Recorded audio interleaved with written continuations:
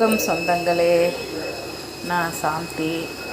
உங்களுக்கு ஒரு பயனுள்ள தகவல். டீ இலை இது மாதிரி வாங்கிக்கின்னு வரோம், 1/2 கிலோ அது மாதிரி வாங்கின்னு வந்தாலும் நம்மளுக்கு டேஸ்ட்டு கொடுக்கல. இது கொஞ்சம் நல்ல பெரிய பெரிய டீ இலையாக இருக்குது. எங்கள் பொண்ணு இதில் மூணாறில் வாங்கியாந்து கொடுத்தேன். இருந்தாலும் டேஸ்ட்டு நம்மளுக்கு அவ்வளோ இதுவாக ஸ்ட்ராங் இறங்கலை. அது ரொம்ப நேரம் கொதிக்க வைக்கணும். அதுக்காக நான் எப்போவுமே சுக்கு நம்ம பொதுவாக எதுலேயும் சேர்த்துக்க மாட்டேன்றோம். இதை தனியாக நான் வாங்கியாந்து இதை தூள் பண்ணி வச்சு டீ இலையில் கலந்துருவேன்.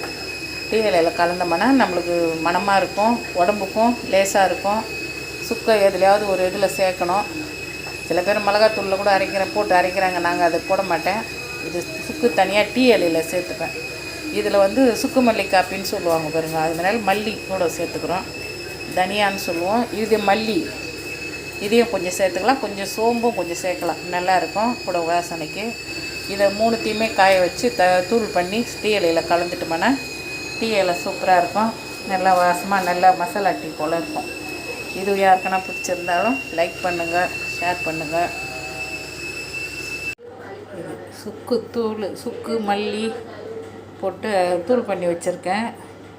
இதை டீ இலையில் கலந்துக்கலாம். டீ இலையில் உணரும் போது கொஞ்சம் தனியாக ஒரு பாட்டிலில் போட்டு வச்சுங்க.